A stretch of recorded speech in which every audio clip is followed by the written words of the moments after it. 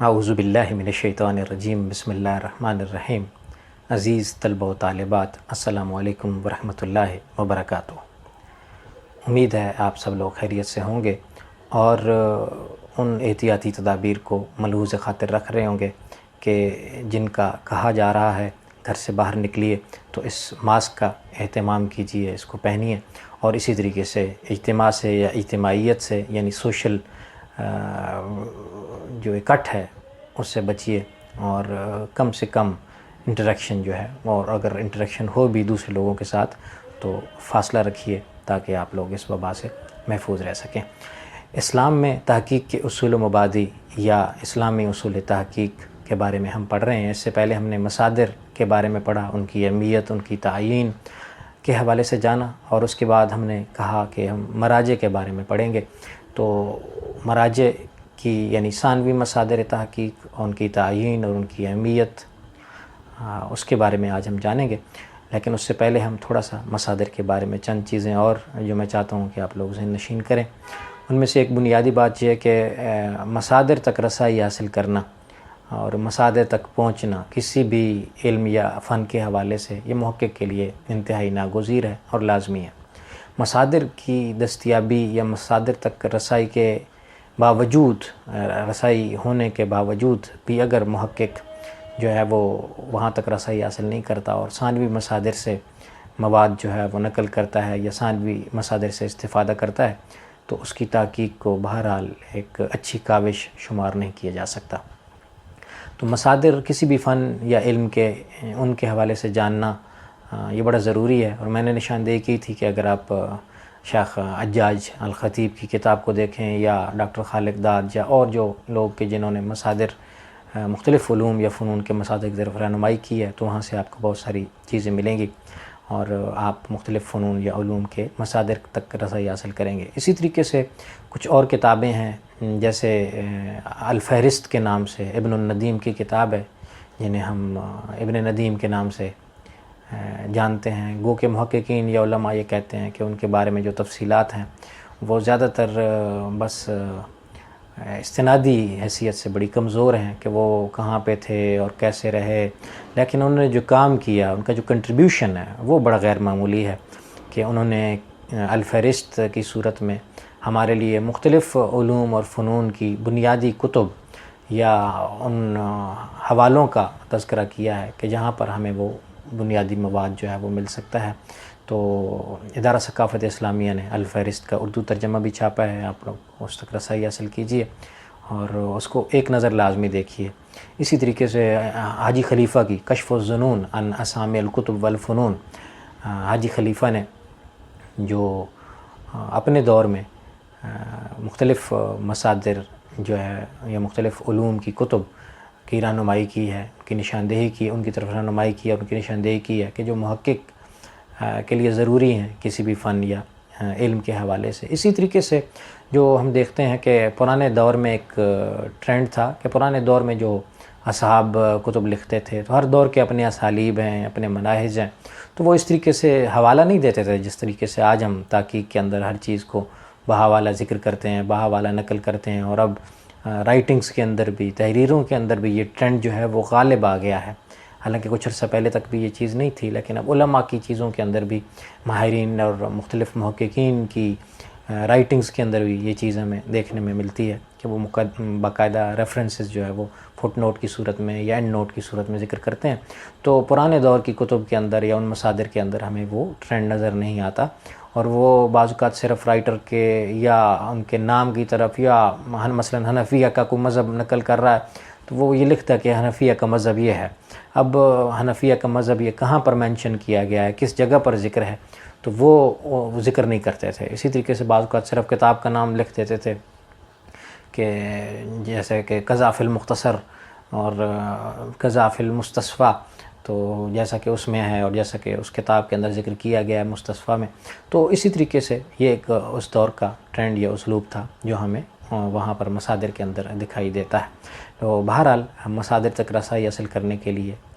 کاوش محقق کے لیے بڑی ضروری ہے۔ اسی طریقے سے ہم دیکھتے ہیں کہ مختلف علماء جیسے مثلا علامہ ابن کثیر رحمہ اللہ ہیں یا ابن خلدون ہوں، یا اس سے پہلے ہم یہ دیکھتے ہیں کہ یہ جو شیخ ابن حجر عسقلانی رحمۃ اللہ علیہ ہیں، ان کی فتح الباری کے اندر انہوں نے کن کن کتب سے استفادہ کیا، اس پر ایک صاحب نے مستقل کام کیا اور الگ سے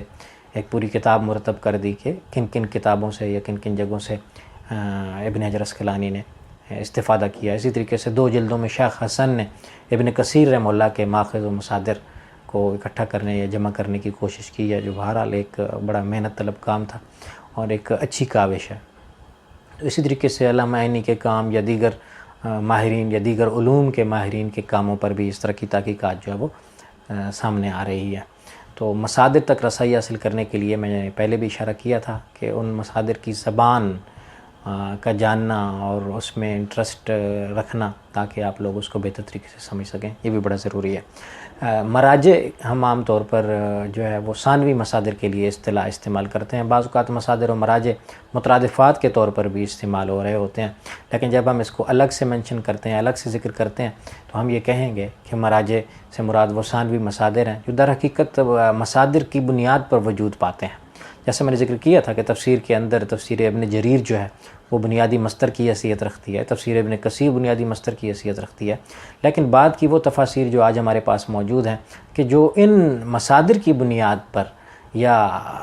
جنہوں نے ان مصادر سے بہت زیادہ استفادہ کیا اور باقاعدہ تفسیر لکھی کہ ان کے ہاں انہی کے اقوال نقل ہوتے ہیں۔ جیسے بر صغیر کی تفسیر ادب کے اندر ہمیں بہت ساری تفسیر ماجدی ہو، تفسیر معرف القرآن ہو، تفسیر معرف القرآن ادریس کاندھلوی کی ہو، یا دیگر علماء یا ماہرین کی جو کتابیں ہیں۔ اسی طریقے سے جو ثانوی مصادر ہیں، ثانوی مصادر کو بعض لوگ ترجیح اس لیے دیتے ہیں کہ ان کے اندر ہمیں معلومات بڑی جامعیت کے ساتھ اور بڑے منظم انداز میں ملتی ہیں، اس لیے۔ اور مصادر کے اندر جیسے میں نے ذکر کیا کہ اپنا ہر دور کے مصادر میں یا اس دور کی کتب یا تحریروں کے اندر ایک خاص منہج یا اسلوب ہوا کرتا تھا، تو مراجع جو ہے وہ مصادر کی بنیاد پر وجود پاتے ہیں اور ان سے مواد اخذ کرتے ہیں اور اپنی ترتیب کے ساتھ چیزوں کو وہ پیش کرتے ہیں۔ جیسے ہم دیکھتے ہیں احادیث نبویہ کے اندر مشکات المصابیح ہو یا ریاض الصالحین ہو، تو یہ وہ چیزیں جو ہم مراجع کے طور پر جانتے ہیں کہ جو مصادر کی بنیاد پر وجود میں آئی ہیں، صحیح بخاری سے، صحیح مسلم سے، دیگر کتب سے جو ہے وہ احادیث لے کر مشکات المصابیح کو مرتب کیا گیا۔ ریاض الصالحین اسی طریقے سے مختلف احادیث کے مجموعہ ہے، احادیث سے احادیث لی گئیں اور اس کو مرتب کیا گیا، تو وہ مرجع ہے، مصدر نہیں ہے۔ اس طریقے سے لغات کے اندر ایک چیز دیکھنے میں آتی ہے کہ طلبہ اور طالبات جو ہیں وہ بتانے کے باوجود انہیں کہا جاتا ہے کہ مصباح اللغات ہو یا المنجد ہو یا یہ جو القاموس الوحید ہو، القاموس المحیط ہو، یہ جو ہے وہ اساسی کتب نہیں ہے یا امہات کتب نہیں ہے یا مصادر انہیں نہیں کہہ سکتے۔ بہتر ہوگا کہ آپ مصادر کی طرف رجوع کریں، لسان العرب ہو یا کتاب العین میں نے خلیل فرائضی کی بتائی تھی،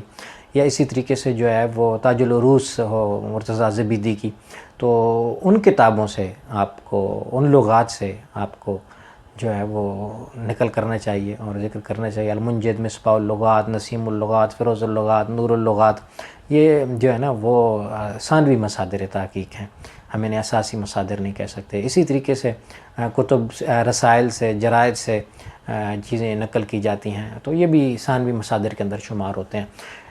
ہو سکتا ہے کہ بعض مواقع پر یعنی ایسا ہو جاتا ہے کہ بعض اوقات ثانوی مصدر جو ہے وہ ایک حوالے سے تو ہمارے لیے ثانوی مصدر ہے، لیکن جب ہم اس کو کسی خاص پہلو سے اس کے پرکھتے یا جانچتے ہیں تو ہو سکتا ہے وہ ہمارے لیے مصدر کی حیثیت حاصل کر جائے۔ جیسا کہ مثلا نصابی کتب ہے، تو نصابی کتب کو ہم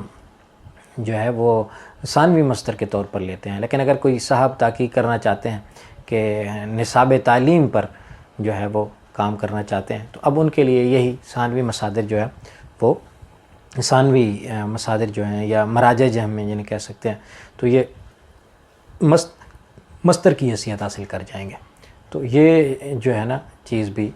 مد نظر رکھنی چاہیے۔ ثانوی مصادر سے استفادہ کرنے میں کوئی قباحت نہیں ہے اور ثانوی مصادر سے استفادہ کیا جا سکتا ہے، لیکن ثانوی مصادر کی بنیاد پر آگے بڑھ کر اگر مصادر کو، اصل مصادر کو، اساسی کتب کو براہ راست دیکھ لیا جائے تو یہ زیادہ بہتر ہوگا، اور اب اگر آپ اس کو براہ راست دیکھیں گے اور وہاں سے نقل کریں گے تو وہ چیز اب آپ کی ہے اور آپ نے خود اس چیز کو وہاں پر دیکھا ہے جہاں پر وہ لکھا ہوا موجود ہے۔ ثانوی مصادر سے ہی صرف استفادہ کرتے ہوئے جب آپ مواد لے کر آتے ہیں تو اس میں بڑی پرابلمز بھی دیکھنے میں آتی ہیں، اور ان میں ایک بڑی پرابلم یہ ہے کہ بعض چیزیں سیاق و سباق سے کٹی ہوئی ہوتی ہیں، اور جب آپ اصل چیز سے جا کر دیکھتے ہیں یا اصل عبارت کو جا کر وہاں پر دیکھتے ہیں تو وہاں پر آپ کو لگتا ہے کہ صاحب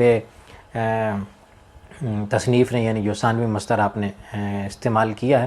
انہوں نے پوری بات نقل نہیں کی، یا انہوں نے الفاظ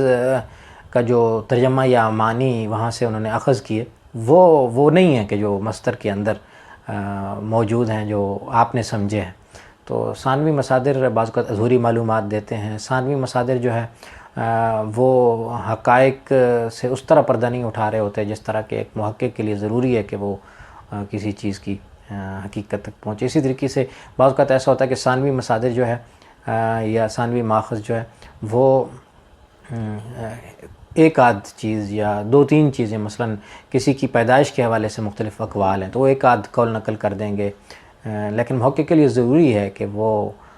پڑتال کرے، اور اگر تعدد ہیں اس حوالے سے آراء کا تو ان آراء کو دیکھے، پرکھے، جانچے، اور پھر ان میں سے کسی رائے کو ترجیح دے، اور وجہ ترجیح کو بھی نقل کرے۔ یہ محقق کے لیے بڑا ضروری ہے کہ وہ وجہ ترجیح کو جو ہے وہ نقل کرے کہ کس بنیاد پر وہ کسی قول کو ترجیح دے رہا ہے۔ تو ثانوی مصادر سے استفادہ کرنے میں، جیسا میں نے ذکر کیا، کوئی قباحت نہیں ہے، لیکن اگر اساسی مصادر موجود نہ ہوں یا بنیادی مصدر تک رسائی نہ ہو، یا وہ ایکسیس میں نہ ہو، وہ اپنی آپ کی پہنچ میں نہ ہو، تو یہ نہیں کہ آپ یہ کہیں کہ وہ فلاں لائبریری میں اور میں وہاں پہنچ نہیں سکتا یا میں پہنچ نہیں سکتی، اور وہ اس شہر میں نہیں ہے، وہ دوسرے شہر کی لائبریری میں ہے۔ تو اس طرح کے ایکسکیوزز جو ہیں وہ ریسرچ میں نہیں چلتے۔ اگر آپ اس طرح کے ایکسکیوزز کی بنیاد پر آپ ریسرچ کریں گے تو یقین کیجئے کہ آپ کوئی علم تحقیق کی خدمت نہیں کریں گے، اس فن یا اس علم کی خدمت نہیں کریں گے جس پر آپ لکھ رہے ہیں یا جس پر آپ کام کر رہے ہیں۔ تو بڑا ضروری ہوگا کہ آپ اصل مصادر تک پہنچیں۔ اسی طریقے سے بہت سارے محققین آج کے دور میں اب بھی موجود ہیں کہ کسی بھی مضمون کے حوالے سے یا کسی بھی عنوان کے حوالے سے جس پر آپ کام کر رہے ہیں، آپ ریسرچ کر رہے ہیں، آپ ان سے براہ راست رابطہ کیجئے کہ میں اس حوالے سے کن کتب کو دیکھوں، یا آپ کیا سمجھتے ہیں کہ اس حوالے سے کون سے مصادر ہیں کہ جو میری رہنمائی کر سکتے ہیں۔ تو آپ ان سے براہ راست استفادہ کیجئے، وہ آپ کو بتائیں گے کہ اس فن کے، اس موضوع کے حوالے سے یہ بنیادی کتابیں ہیں، اور ان کو آپ دیکھیں۔ اگر دو چار کتابیں آپ دیکھ لیں گے، یقین کیجئے کہ مشکل نہیں ہے کہ آپ ان مصادر تک جو ہے وہ پہنچ پائیں۔ تو آج کے دور میں خاص طور پر تو بڑی آسانی ہو گئی ہے کہ ایک انگلی پر، ایک کلک پر ہم بہت ساری لاکھوں کتابیں ہمارے ایک کلک پر موجود ہیں، اور ہم انہیں کھول سکتے ہیں۔ گھر بیٹھے ڈیجیٹل لائبریریز ہیں اور آن لائن لائبریریز ہیں، ان تک رسائی حاصل کر کے۔ اور میں تو اکثر کہتا رہتا ہوں آپ لوگوں سے بھی اور دیگر کلاسز کے اندر بھی اسٹوڈنٹ سے کہ جب آپ کے اندر حب ہوگی، یا آپ کے اندر جذبہ ہوگا، یا آپ کے اندر شوق ہوگا، تو یقین کیجئے کہ آپ کسی بھی چیز کی تلاش میں آپ پہنچ جاتے ہیں اور وہ چیز آپ حاصل کر لیتے ہیں۔ اسی طریقے سے مصادر ہیں یا بنیادی کتب ہیں یا کسی فن کے حوالے سے جو امہات کتب ہیں، ان تک رسائی حاصل کرنا کوئی مشکل کام نہیں ہے۔ محنت طلب تو ہے بہرحال، اور اگر آپ تحقیق کرنا چاہتے ہیں، اور تحقیق جو ہے وہ مقصد کے تحت ہو، اور اس مقصد کو مد نظر رکھ کے کہ جس مقصد کے تحت آپ کام کر رہے ہیں آپ آگے بڑھیں۔ مصادر اور مراجع جو ہیں وہ تحقیق کے اندر بنیادی اہمیت رکھتے ہیں۔ مصادر سے مراد، جیسے میں نے ذکر کیا تھا، وہ اساسی یا بنیادی یا امہات کتب ہیں کہ جن کے اندر ہمیں براہ راست محققین کا اخذ کردہ قرآن و سنت سے، یا محققین کا اپنا دیکھا ہوا مواد جو ہے، یا اپنا برتا ہوا، یا اپنے سامنے سنا ہوا، یا اپنے سامنے ہونے والے رونما ہونے والے واقعات کو دیکھ کر انہوں نے جو چیزیں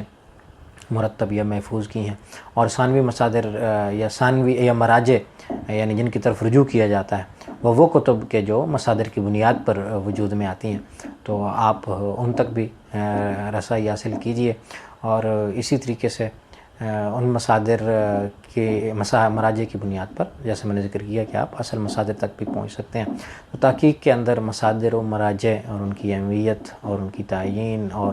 محققین کا ان تک پہنچنا اور ان تک رسائی حاصل کرنا، ان سے استفادہ کرنا، یہ تحقیق کے اندر